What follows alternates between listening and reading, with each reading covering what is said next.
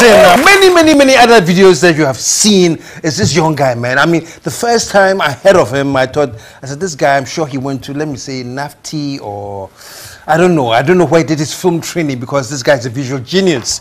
I get to find out this is just pure talent. The man has not been to film school. He just learned on the job. Put your hands together. Show some love for Prince Dovlo. There you go. All right. Prince, welcome to the show, man. Thank you. It's amazing, you know, because everyone said, oh, that's a Prince? Everybody seems to have seen your work, or know your work, but they haven't seen you. Do you keep that? Are you always in the background or something? I like to stay in the background a lot. That's the truth about it. But you're one of the best video directors we have in this country. You know that, though? Yes. You do. And like I said in the introduction, I was surprised when I heard you didn't have any film training. Give me a little bit about your background. How did you end up here? Okay, my background is mainly IT based. I did information technology, a degree in information technology at Ghana Telecom University College. Okay. So while studying IT, I had an idea for a TV show. So that's how come I ended up filming a music video for a friend. And filming that music video was fun. And I was like, okay, so why not try it again? Do a second one. Then it was a third one. And people liked what I was doing around. It was just mainly friends I was working for. And the paid job started coming in, and I was like, okay, it's not a bad career to pursue. You have fun on the job also. See. So and get paid as well. Yes. Wow. So basically, you're just trying your hands at something. Yeah, just trying my hands at something. Mainly learning off YouTube and reading some books. I also worked with Pascal Aka for years. Also, he also trained me and taught me a lot of stuff I know. Yes. What was the first thing that you learned? You know, what was the first thing that you grasped and said, let me hold on to this, let me, you know? The first thing I learned, I think, while filming, I think the first day I did a sunset scene and I got a silhouette with a sunset at the back. I was like, okay, this is amazing. This is something I need to get in almost every single video I work at. I think that's one of the main things that baffled me about cinematography. When I got a sunset scene with silhouettes and then the sunset on the back, it looked very amazing. So you were talking about, so you go to YouTube, do you check out the knowledge on YouTube to find out exactly what to do? I think off YouTube, I try to learn a lot of stuff, listen to other directors a lot because they've done it for years. And off YouTube, there are lots of tutorials there. And one thing that was in there was practice it 1,000 times, you get better at it. So that way I began to film a lot of music videos. It got to the point where almost every week I was filming videos, like almost every single day, trying to film a video, get a video out there, just practicing. So over a period of time, I knew, okay, I'll get good at it. So that's what I was doing. Do you know how many you've filmed? Number of videos I've filmed. it would cross 600 or 700. Really? Yes. Wow. What was the first? What's the love, man? What was your first big gig that somebody actually called you and you're like, oh wow, this is like a breakthrough for me? Okay, my first big gig, I think, mainly I worked with a lot of Ghanaian artists when I started, and I got a call from a Nigerian artist, and he was like, okay, he saw Joey B's Wave we filmed, and he's like, okay, Prince, I want to work with you on my next project. And that call was amazing. It was like, okay, the budget was like times 10 or 15 of what we're working with over here, and that was like a very huge call for me, getting a call from someone outside the country, because in Nigeria we have a lot of top directors over there too. So to get a call from there for someone to tell you, okay, he wants you to work on his next project for him, was a very big deal. What did he see that sparked that call? So what he told me was he just liked the video, he liked the concept, it was unique to him, so he was like, that's it, I just want to work with you based on that. Wow. How do you come up with, like you get approached by some good name like that, you know, and they want you to, what's your method? How do you approach it? What's the first thing you do? And one thing a lot of people don't know is, okay, behind the name Prince Dovlo, I have a very amazing team I work with. My team has been there right from day one, the same crew I'm working with. Really? Yes. So when a song comes in, we sit down, try and put a concept together. for the song. That's how it goes. We deliberate over the concept, send it to the client. It's always a mutual agreement where the client might decide, okay, I like this idea, take this idea out or something, and then we just fuse it together and we go on set to film. So you sort of plan an outline for it. Yes. And then you discuss with the client to see if they yeah. Even though there are shoots where you don't have that time space to plan, because you get a call and the client is like, okay, let's meet. So we got a call once and the client is like, okay, let's meet at Moving Pick. We want to film a music video. The song will be ready soon, so let's meet there. And we got there. The song is coming in. The song came in, I think, an hour before we started shooting. Really? Yes.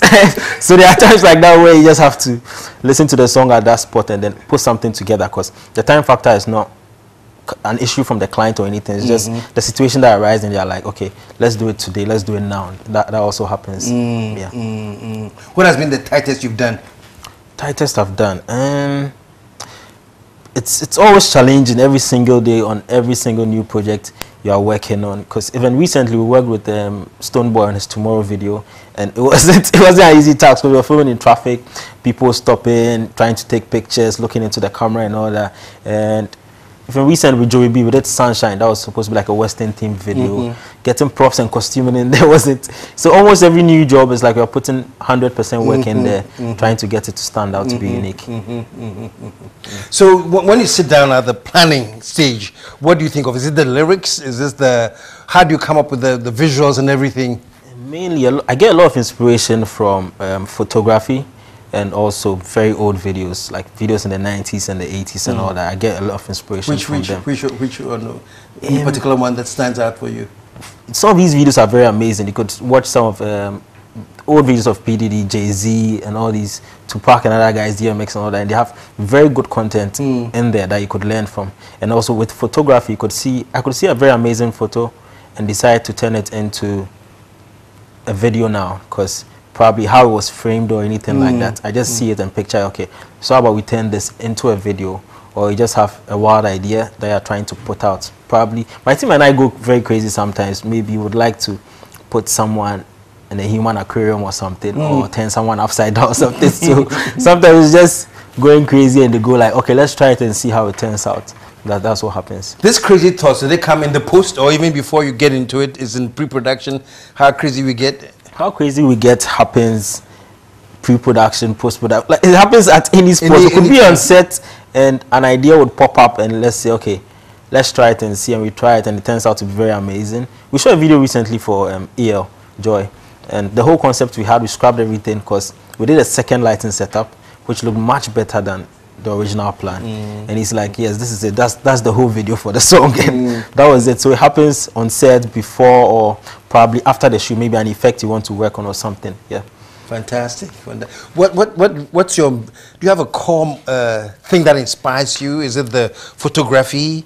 Do you get involved with the editing angle? What's So with the team I have, we have someone who does editing, someone who does camera, someone who films and all that. I'm able to do all these jobs, but I can't say every single time I edited every single project or anything like that. So the inspiration is always varying. With a lot of inspiration is coming from photography for me. That's the truth about it. I have a passion for photography, but I just don't. You hardly see me out there taking pictures or something, but going through photographers' works and all that, I get a lot of inspiration from there. Who's your favorite photographer out there? You have a personal favorite photographer? I'll go in for in Ghana now. I would go in for Ben Bond. He's an amazing photographer. I love his work so much. That's one thing I'll tell you about. But off Pinterest, it varies. I wouldn't pick one foreign photographer or something. It's just portrait photographers. I could go in and look at any other photographer, aerial photography, and all. I just pick various photographers and look at their works. Yeah. But my personal favorite photographer, I'll go in for Ben Bond. Wow, that's awesome. That's awesome. If you were to personally list the clients you've had, who has been the most difficult and hard to work with? Most difficult clients? Well, okay. VVIP, Visual Stone. Yeah. Well, it was hard to please, or he's not hard to please. He's very particular about everything, like every single thing in there. Almost like, okay, make sure his shirt is fixed here well. this angle he's saying this or saying that. Like he wants to be involved in like the whole process where filming, editing, color correction and everything, like the whole team. Wow. I think that would be like my toughest client so far. Yeah. Well, and who's like so easy to go with that? So easy to go with. There are a lot of artists that are very so easy to go with, that are very open to change of concepts or very open to new ideas on set. Because sometimes we will come up with a new idea and some clients will not be too okay with it, and you can't push the client to go ahead. So working with someone like Bisake, Sarkodie, Ifya is a very amazing female artist. Yes. What is it about her that makes her amazing? She's always open. She's like charged up on sets. Like her energy is like 100% from start to finish. And you could come up with something and she's like, oh, it'll be difficult, but don't worry, let's do it and see how it goes. Because we've done shoots with her where it's supposed to be like a day, and weather factors and all climate, and we had to do a second day. And second day she's like still charged up and everything, still going hard and all. So she's very amazing to work with too. And Stoneboy is also very amazing. Yeah, so very amazing to work with. What's been the longest you've shot one video? Longest I've shot one video so far, I think in the beginning it was just trying to get my hands around it to be like quite effective. So I think it was mainly the beginning where I spent more time, like more days filming music videos. By the end of the day, later on, I got to find my way around it. I think the longest I did was Trigmatics. Trigmatics with CKNT and Jupiter's Money Box. I think both videos were like a span of 4 to 7 days. Oh, really? Yes, because I think Trigmatics one we spent close to 6 to 7 days, and Jupiter I think 4 to 5 days on that. Yes, with Trigmatics video, I think one of the main factors that was an issue was the weather. We're trying to get sunrise at the beach, and the weather forecast will tell you, okay, sun will pop up at 5:30 or 5:40, then there's no showing up. Showed up at the beach like twice, and we had the locations scattered all over town too, so that was one of the main things. Jupiter's Money Box, I think the concept, because that was one of the turning points for me as a director, where people really began to notice my work that I put out, because the storyline was like all over. We filmed in like close to 8 locations all over Accra. Great. So how big is your crew? How big is my crew? I have a permanent crew of 5 people I work with. There's Eddie, he does most of the storyboards, concepts development. There's Finn Mensah, he's also a director, a cinematographer also that works on it.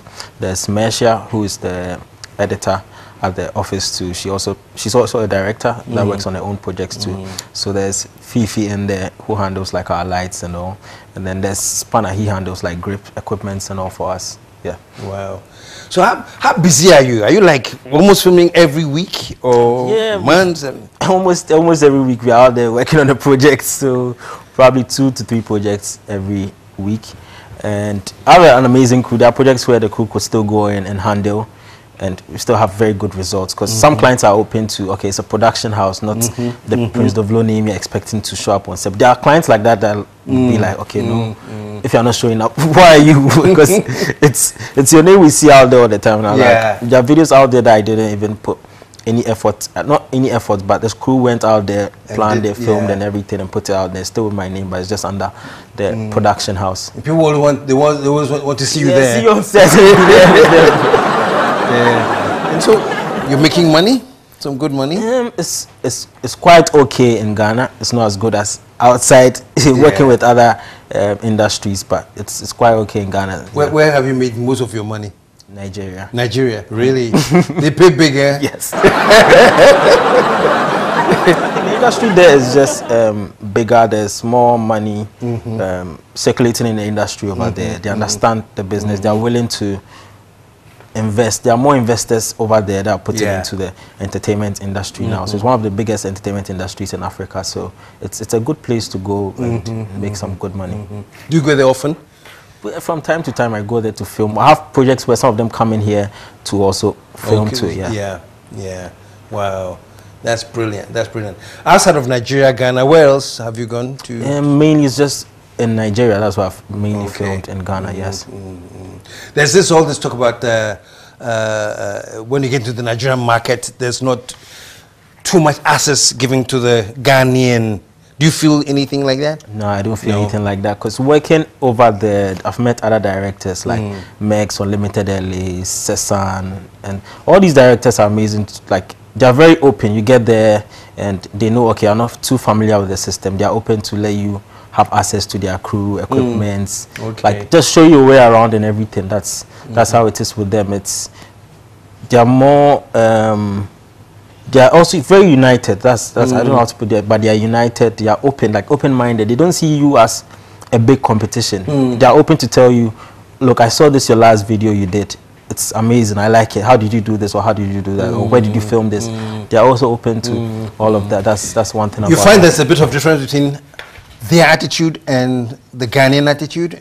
Would you compare the Ghanaian market? Is it the same?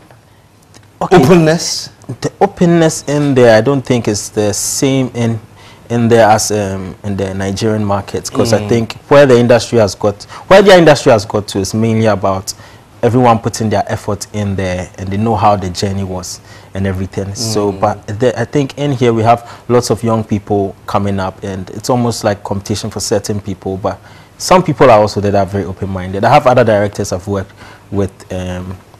Also over here who are very amazing, like Skyface, Selom, Finmenta, all these other directors are also, X-Bills and other directors are very amazing. But I think just a few people might feel like, okay, you are being a threat or you are being a competition to them than them rather embracing the work to say, okay, I like what you are doing or something. I think that's just one main issue we are having here. Okay, okay.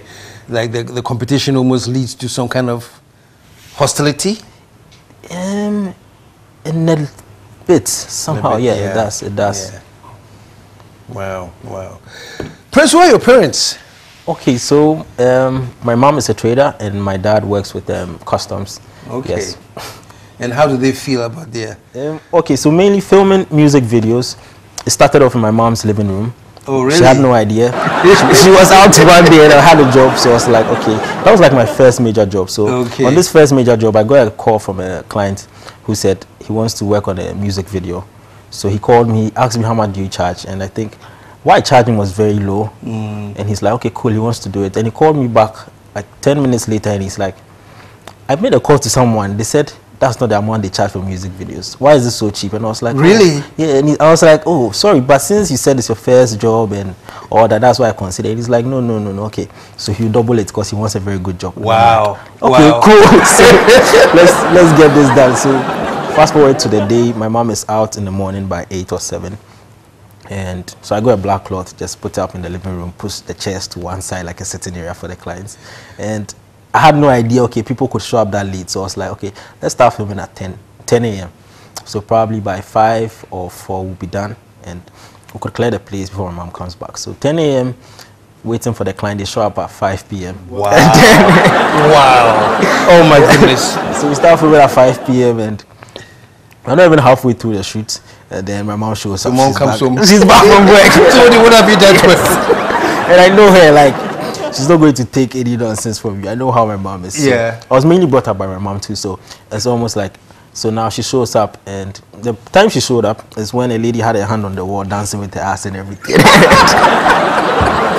And I was like, okay, this is the wrong time. So right from the window, she sees the lady dancing. I'm like, okay, there's no way you can tell this lady to stop what she's doing, because the client was enjoying. He's just sitting now watching, like, oh, are you getting it, blah, blah, and all.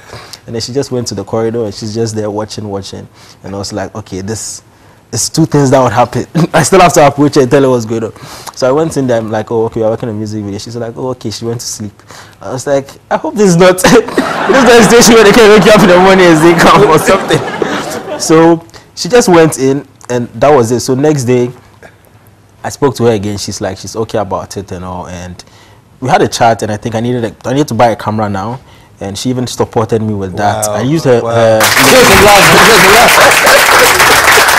ended up using her living room as a studio and office space for, I think, close to 2 years when I started. Yes. Wow. That's how it was. What's her name? Celestine Sedo. Celestine Sedo. Show her some love. That's great. Oh, I had to hang out with you, man. Your name is so big, by the way, you know. And when you went to the cruise, oh, is that him? You know, we thought it was some huge man, you know. Your name is so big. You've done so well. Thank you. Yeah. Are you dating? Are you... People always want to know what the... Currently, I'm single. So You're single? Hey. And the lady's happy in the house, man.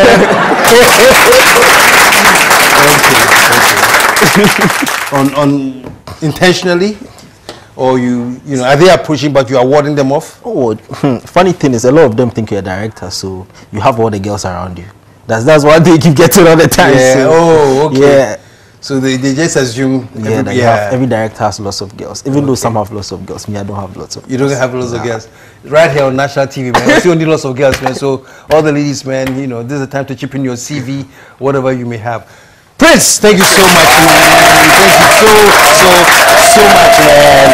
It's been a pleasure hanging with you. You're doing so well. Thank you. Congratulations. Thank you. And I know bigger things are in the pipeline. Yes. Show us love one more time. Let's stick around. We'll be right back.